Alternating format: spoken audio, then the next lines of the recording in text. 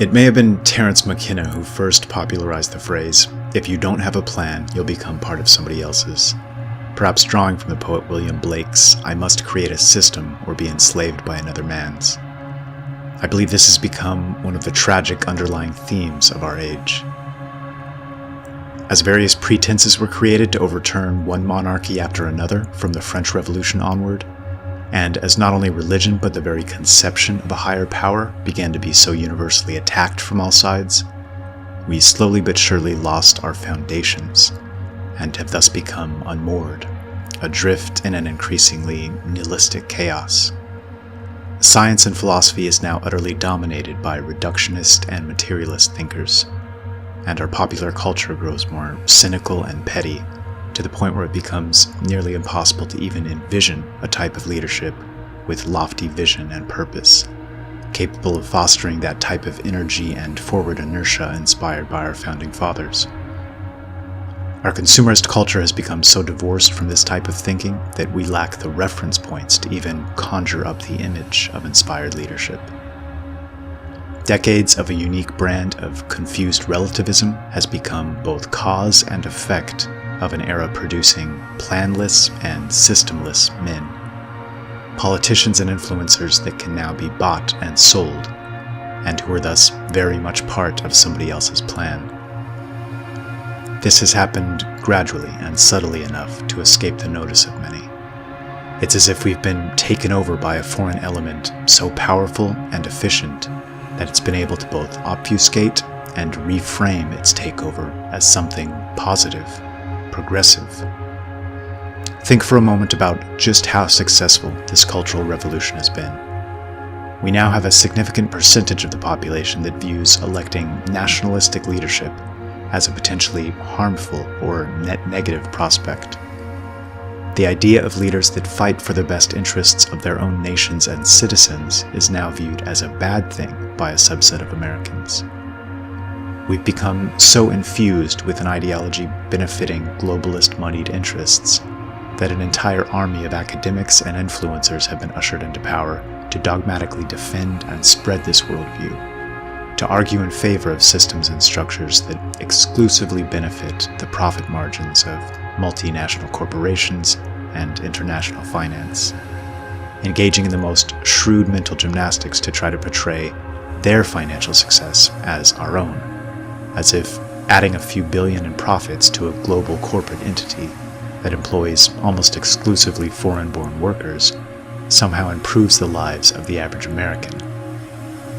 And the sad reality is this: though the arguments may be weak and lacking in foundation, they can still win the day in the most influential circles, being backed by the incentivizing force of financial gain and social promotion. A structure has been created whereby those who refuse to parrot to the party line simply don't progress through the ranks in their given fields. Periods of success and comfort have caused populations to drop their guard time and time again throughout history. It becomes easy to forget that corruption and chaos is the norm, the state of being that nations will always revert to unless they remain constantly vigilant. Needless to say, we haven't remained vigilant. Every man now has his price, and that price has been dropping rapidly for decades, as the number of men willing to sell themselves and their nations in exchange for personal wealth and power reaches levels not seen before in modern history. What's worse, those men with a plan behind the scenes have craftily constructed a new moral framework to provide these compromised men with a defense for their actions. Globalism and humanism are branded with the most lofty labels and verbiage, portrayed as doctrines that seek the best for all humankind, that seek to lift all boats regardless of arbitrary lines drawn on a map. They're enlightened, they're forward-looking, they're the means for paving the way towards a new unipolar utopia in which we all join hands and sing. At the end of the day, this is all manipulative wordplay, a facade to mask the fleecing of workers and creators, and serve the interests of middlemen and parasitic personalities. The ultimate irony is that this brutally effective manipulation causes many of those most harmed by its ideology to not only refrain from opposing it, but to actively cheer it on, hijacking the noble impulses towards morality, justice, and generosity to ultimately serve ideas that end up representing their polar opposites. To better understand globalism, a good analogy here might be the evolution of professional sports. In a prior age, if a man played for the Boston Red Sox, for example, you could be reasonably certain that he had very real ties to the city of Boston. Perhaps he was born and raised there. Perhaps growing up in Boston yourself, you'd have seen him around, perhaps even grown up with him, or his siblings and family. And because of this, you shared something of a cultural bond. When the Boston Red Sox played the New York Yankees, for example, you could cheer your home team, knowing they represented your hometown, its people, its culture, its quirks and eccentricities. There's something very real and visceral about this, something primal. This was our civilized replacement for warring tribes and regions. Bloodless warfare, you might say. There was a great deal of spirit underlying these contests, as the fans felt deeply connected, and often were deeply connected on a genetic and cultural level to their hometown competitors. Statistics prove clearly that the home team has always had a very real advantage across every major sport. The reasons for this should be obvious. It's the spirit and energy in the air, so real it can be felt physically.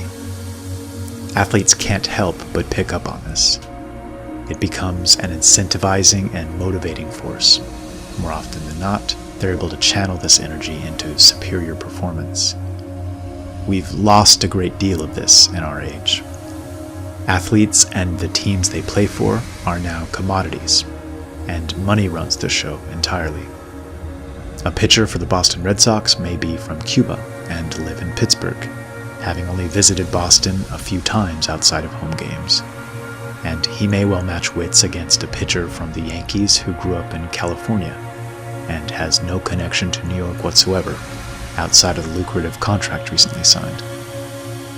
Such changes in sports culture cause players to feel less connected to their teams and their teams' hometowns.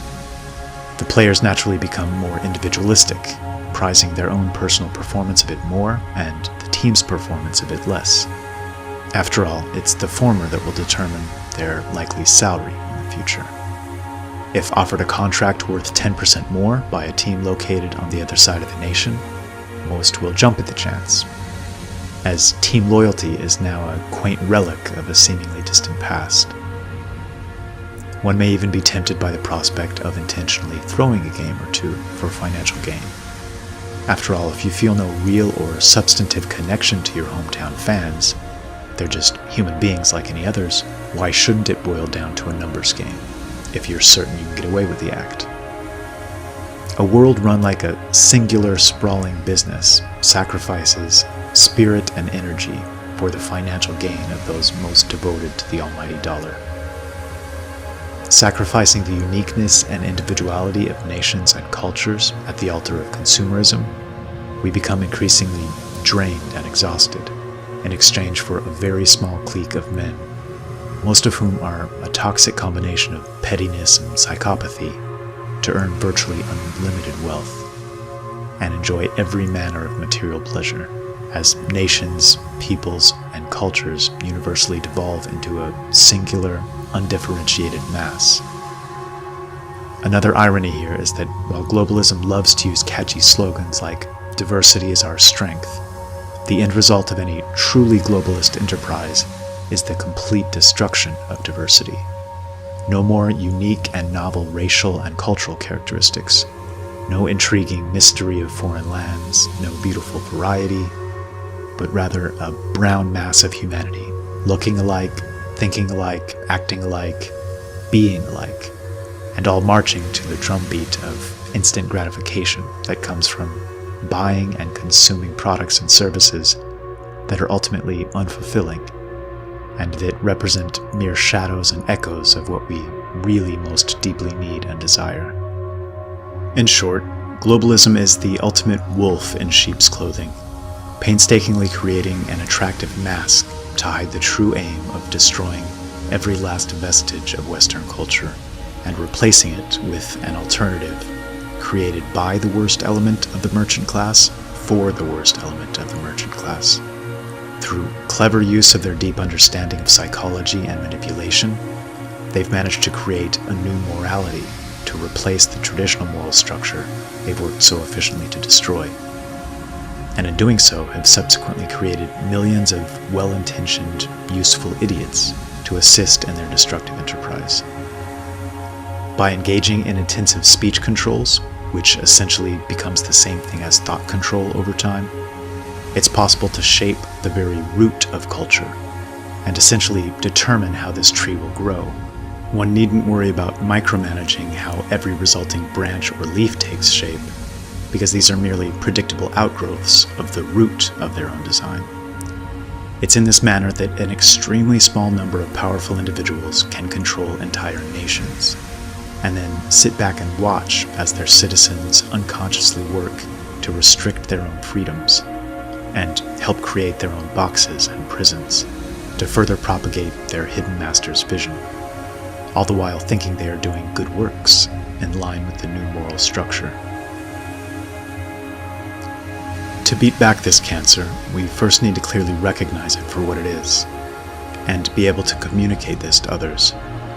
Terms like equality, diversity, tolerance, and the idea of a world without borders and walls still conjures visions of happiness and harmony in millions of indoctrinated souls, who believe deeply that in fighting for such things, they are fighting for the good and the right, not making the connection that in championing such ideas, they're virtually guaranteeing their children will grow up in a far less safe and healthy and happy environment.